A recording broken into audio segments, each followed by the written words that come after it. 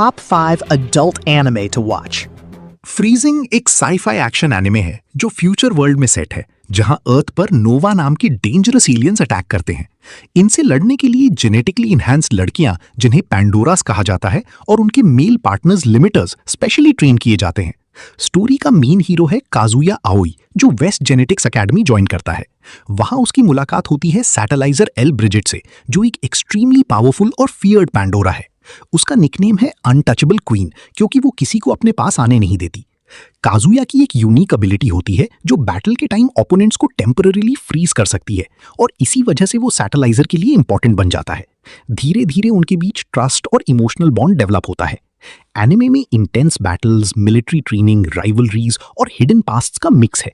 साथ ही काफी fan service elements भी हैं। Overall freezing survival, trauma, team work और ह्यूमैनिटी के स्ट्रगल की स्टोरी है। आगे चल के कंस्पिरेसीज का सच खुलता है, जिससे वॉर और भी पर्सनल और डेंजरस बन जाती है फाइनली। हाइब्रिड हार्ट मैजियास एकेडमी अटैरिक्सिया एक साईफाई फैंटेसी स्टोरी है, जिसमें एक्शन, कॉमेडी और इमोशनल ड्रामा मिक्स होता है। प्लॉट का फोकस है किजुना हिदा पर, जो एक ऑर्डिनरी लुकिंग लड़का लगता है, लेकिन उसके पास एक रेयर एबिलिटी होती है जो दूसरों की कॉम्बैट पावर को बूस्ट कर सकती है। उसकी सिस्टर उसे एक सीक्रेट डिफेंस एकेडमी में ले आती है, जहां specially trained girls powerful armour suits पहनकर एलियन लाइक एनिमीज से फाइट करती हैं।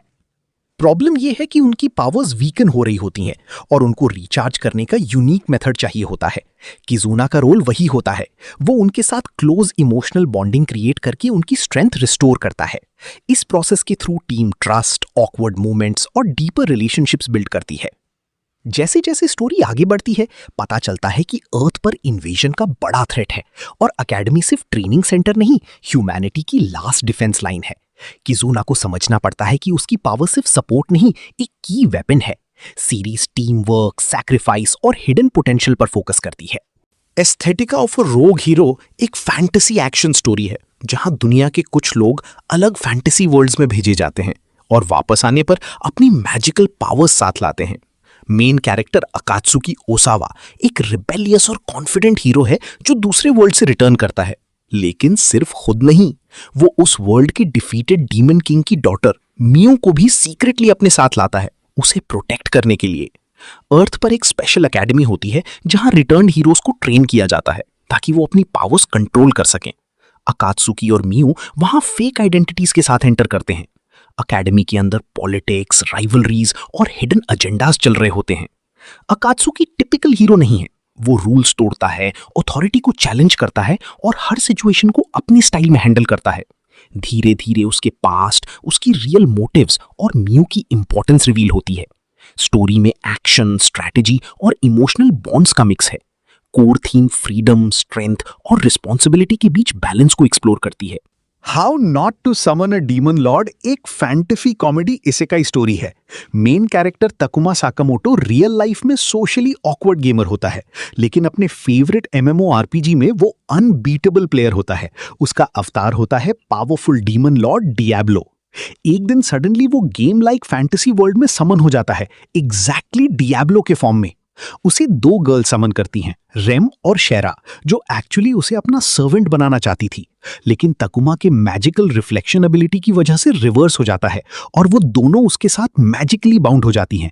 प्रॉब्लम यह है कि तकुमा को रियल सोशल इंटरैक्शन बिल्कुल नहीं आता, इसीलिए वो अपनी ऑकवर्डनेस को हाइड करने के लिए डीमन लॉर्ड पर्सोना एक्ट करता है।